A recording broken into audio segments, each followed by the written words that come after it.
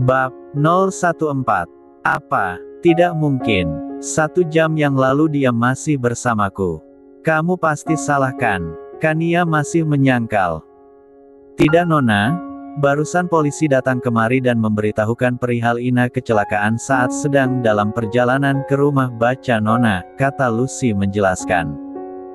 Tidak, Ina, Kania menangis dan terduduk di lantai. Lucy memeluknya. Kita harus bersabar Nona, ini semua sudah takdir, kata Lucy mencoba menguatkan. Jika aku tidak menyuruhnya ke sana, dia tidak mungkin kecelakaan dan meninggal. Ini semua salahku, tangisannya bertambah kencang. Sudahlah Nona, ini bukan salah Nona, kata Lucy mengingatkan Kania agar tidak menyalahkan dirinya sendiri. Dia masih sangat belia, keluarganya pasti kehilangan dia. Ini semua karena aku, Kania mulai menurunkan volume tangisannya. Ini semua sudah jalannya Nona, berhentilah menyalahkan diri Nona, Lucy menepuk bahu Kania yang berada dalam dekapannya. Di mana dia sekarang? Tanya Kania yang masih terisak. Dia sudah dalam perjalanan ke rumah duka di daerah. Kami sudah memberitahu keluarganya dan dia akan dimakamkan sore ini, kata Lucy. Bolehkah aku ke sana? Tanya Kania. Maaf Nona, saya tidak bisa membiarkan Nona keluar dari rumah ini. Tuan Dava tidak di sini dan akan sangat berbahaya jika Nona keluar dari rumah ini, kata Lucy mengingatkan. Aku hanya ingin mengucapkan bela sungkawa pada keluarganya, kata Kania menunduk sedih. Saya sudah mengutus beberapa pengawal dan pelayan untuk datang ke sana, kata Lucy. Kania terdiam. Aku ingin sendiri dulu, Kania berdiri. Baik Nona, jika perlu sesuatu telepon pakai itu saja agar Nona tidak perlu memanggil ke bawah, kata Lucy menunjuk sebuah telepon yang dulu sering digunakan Dava saat menanggil pelayan atau pengawal. Kania mengangguk dan menutup pintu. Dia duduk dan menyandarkan kepalanya ke sofa. Air matanya kembali berlinang. Kenapa semua ini harus terjadi? Mereka terluka dan bahkan meninggal karena aku. Ini semua salahku, Kania memukul-mukul sofa. Karena kelelahan akhirnya dia tertidur di sofa. Sore harinya dia terbangun dan segera mandi dan melaksanakan sholat. Pada malam harinya seorang pelayan membawa makanan untuknya dan menemaninya makan. Kania terpaksa memakannya walaupun dia tidak berselera. Selesai makan, Kania mencoba menelpon Dava namun tidak tersambung. Raut wajahnya terlihat sangat sedih. Kapan kamu kembali sayang? Aku sangat membutuhkanmu. Aku takut. Malam semakin larut dan akhirnya dia pun tertidur berharap bisa bermimpi bertemu dengan Dava. Pagi itu Kania bangun dengan mata yang sembab. Dia menuju kamar mandi dan mengambil wudhu lalu sholat, mendoakan Dava agar cepat kembali dan Ina yang baru saja berpulang. Kania turun saat sudah waktunya sarapan. Dia berjalan dengan gontai. Di meja makan, dia hanya mengaduk-ngaduk nasi yang ada di piringnya saja, hanya 3 suapan yang dia makan. Kenapa kau tidak menghabiskan makananmu? Suara yang tak asing bagi Kania memenuhi telinganya. Kania menoleh dan langsung berlari memeluk sumber suara itu. Kania memeluk erat sambil menangis. Kenapa kau menangis sayang? Serindu itukah kau padaku? Dava membelai kepala Kania. Aku takut. Kania memeluk Dava semakin erat. Aku minta maaf karena meninggalkanmu secara mendadak. Kakakku kecelakaan di Italia makanya aku langsung ke sana hari itu juga, kata Dava. Kakak, Kania heran karena Dava tidak pernah bercerita tentang kakak Dava. Selama ini dia berpikir bahwa saudara Dava hanya Yulia saja. Dia dirga kakak angkatku, kata Dava. Kania mengangguk dan menghapus air matanya. Bagaimana keadaannya? Apakah dia baik-baik saja? Tanya Kania. Dia sempat kritis namun sekarang sudah stabil dan dia juga sudah sadar, kata Dava. Syukurlah, kata Kania menghela nafas. Maafkan aku ya, HP-ku hilang dan aku baru menyadarinya, kata Dava menatap penuh sesal. Iya sayang, yang penting kamu baik-baik saja, kata Kania. Aku turut bersedih dengan apa yang terjadi dengan mereka, Ina dan Udin. Aku baru mendengarnya, karena itu aku langsung mengambil penerbangan tercepat, kata Dava.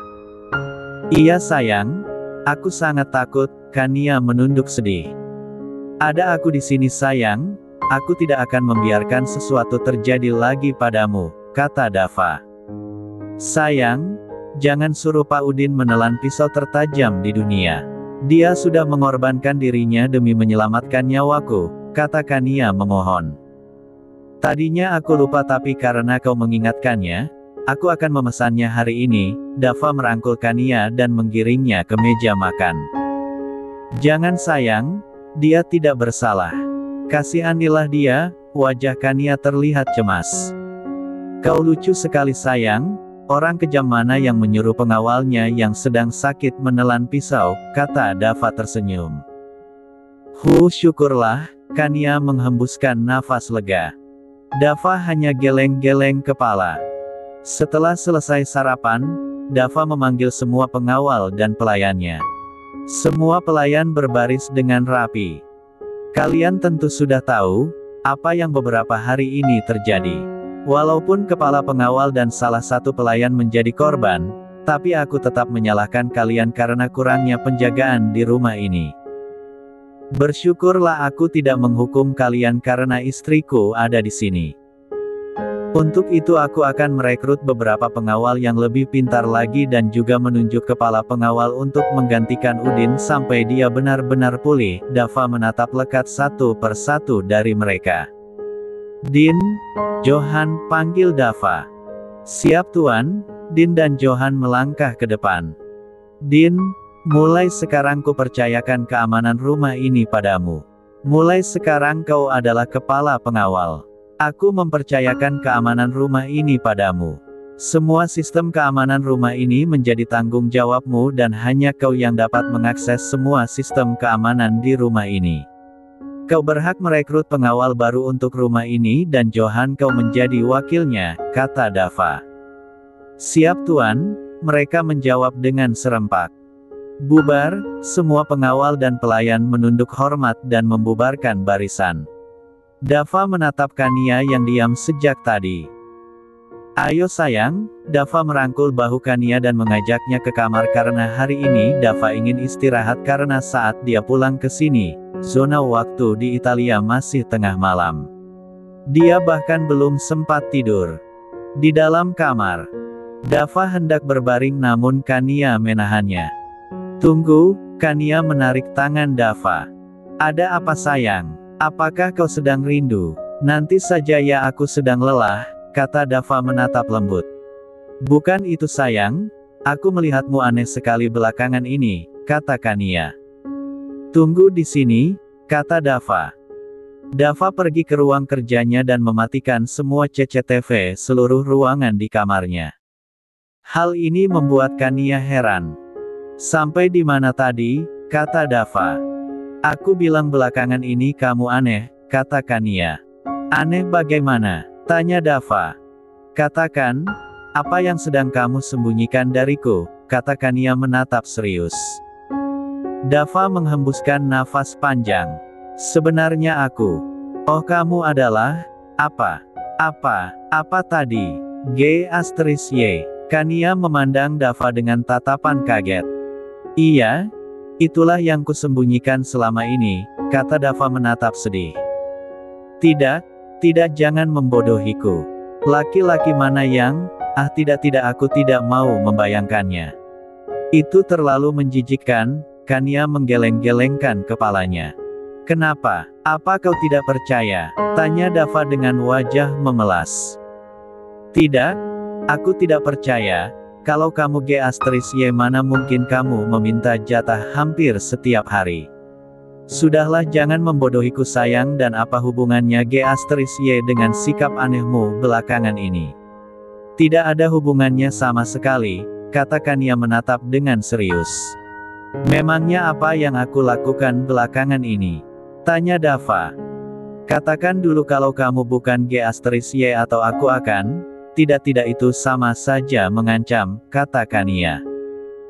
Tidak apa-apa, pertama aku akan membuktikan dulu kalau aku bukan G*Y, Dava tersenyum nakal. Dia mendekati Kania dan memeluknya dari belakang.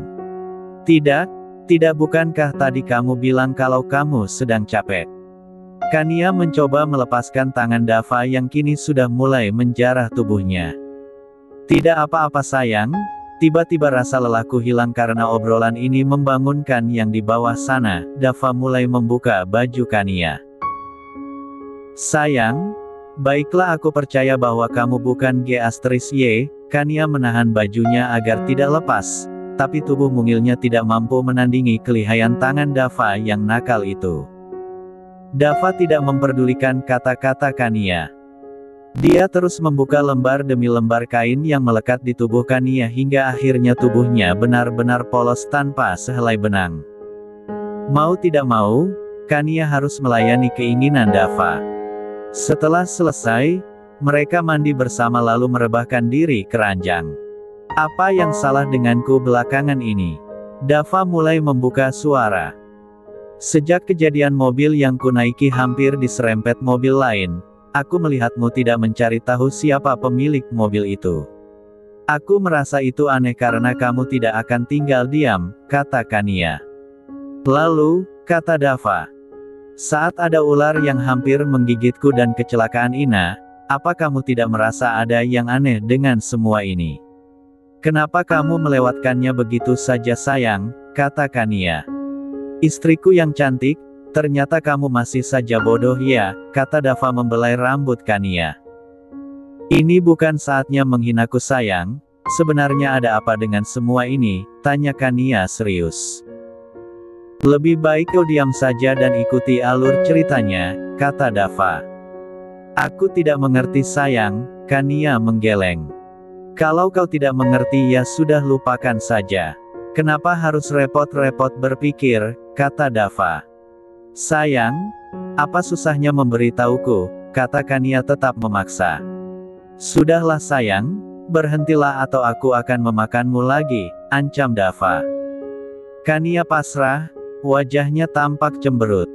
Sayang dengarkan aku, pesan dariku hanya satu. Jangan pernah bicarakan hal ini dengan siapapun apa kau mengerti, kata Dava.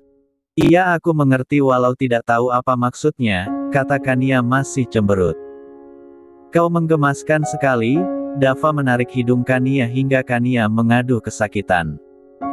Kania memukul tangan Dava kemudian membelakangi Dava. Dava langsung memeluknya dari belakang dan menggelitik perutnya. Kania tertawa dan akhirnya mereka pun tertidur karena kegiatan tadi cukup menguras tenaga. Sementara itu, dasar bodoh, melakukan itu saja kau tidak becus. Percuma aku membayarmu mahal. Aku tidak mau tahu, kau harus mencari cara agar istrinya celaka. Dengan begitu aku akan lebih mudah menghancurkannya. Apa kau mengerti? Suara orang itu menggema dalam ruangan. Matanya melotot tajam, tangannya mengepal keras.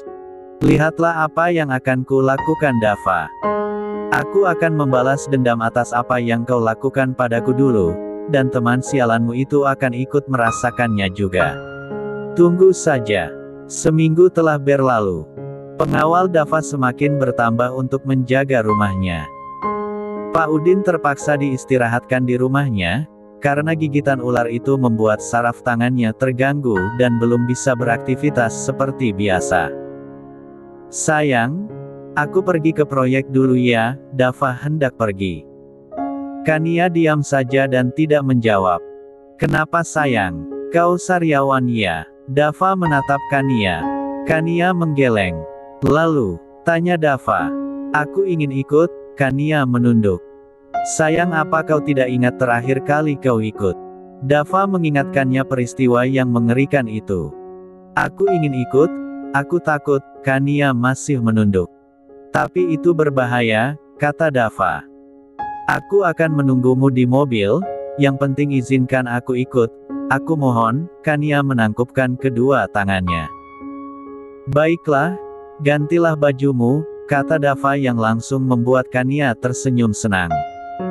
Dava mengumpulkan semua pengawal dan pelayannya. Hari ini aku akan pergi bersama istriku ke kota untuk melihat proyek yang sebentar lagi akan selesai. Kami akan pulang saat sore hari. Aku minta kalian harus benar-benar menjaga rumah ini, mengerti? Suara Dava menggema di ruangan itu. Mengerti Tuan, jawab mereka serempak.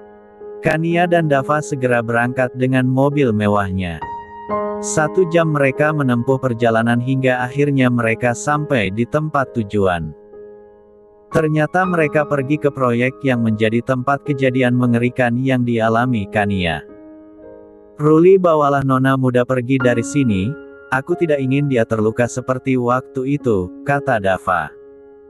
Tapi kenapa sayang, aku ingin tetap di sini, kata Kania memegangi tangan Dava. Tidak sayang, pergilah kemanapun kau suka, jangan khawatir, Ruli akan menjagamu, kata Dava keluar dan menemui Darwin.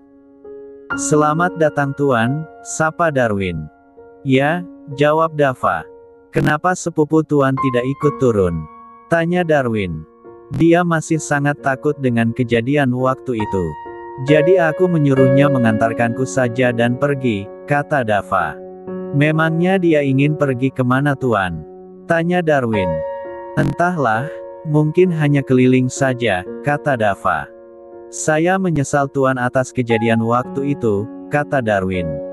Sudahlah, itu kan tidak disengaja, kata Dava. Bagaimana? Dava menanyakan perihal proyek itu. Sudah hampir selesai Tuan, bulan depan Bapak bisa meresmikan mall ini, kata Darwin. Kau sangat hebat. Aku akan memberimu hadiah yang sangat luar biasa nanti, kata Dava menepuk bahu Darwin. Terima kasih Tuan, kata Darwin. Tuan, apa Anda ingin melihat rancangan terbaru saya? Kata Darwin. Tentu saja, kata Dava. Ikutlah dengan saya ke belakang Tuan, saya meletakkannya di mobil saya, kata Darwin. Baiklah ayo, Dava berjalan bersama Darwin ke belakang proyek itu. Mereka sampai di mobil Darwin. Sebentar ya Tuan, Darwin masuk ke mobilnya dan mengambil sebuah rancangan proyek terbarunya. Ini Tuan, lihatlah, Darwin membuka kertas berisi rancangannya. Dava mengambil kertas itu dan melihatnya dengan saksama. Tuan, silahkan diminum, Darwin menyerahkan sebotol minuman untuk Dava. Dava meminumnya sambil terus melihat isi rancangan Darwin. Namun tiba-tiba, Dava memegangi kepalanya dan badannya terasa lemas. Tubuhnya terhuyung dan dia memegangi mobil agar tidak jatuh. Apa yang kau masukkan di minumanku? Tubuhnya gemetar. Tidak ada Tuan, hanya racun yang akan membuat Tuan lumpuh dan tidak bisa berbicara. Tapi masih ada 10 menit lagi sampai Tuan benar-benar tidak bisa berbicara, Darwin tersenyum licik. Apa salahku? Dava semakin kehilangan keseimbangan. Salah Anda, tidak ada. Saya hanya senang melihat Anda seperti ini, kata Darwin semakin tersenyum licik. Dava semakin kehilangan kekuatannya dan akhirnya dia ambruk tak sadarkan diri. Dava membuka mata. Dia sekarang dalam posisi berbaring di sebuah kasur lusuh di dalam ruangan kecil. Dava berusaha bergerak namun tidak bisa. Mulutnya ingin mengeluarkan suara namun tidak juga bisa.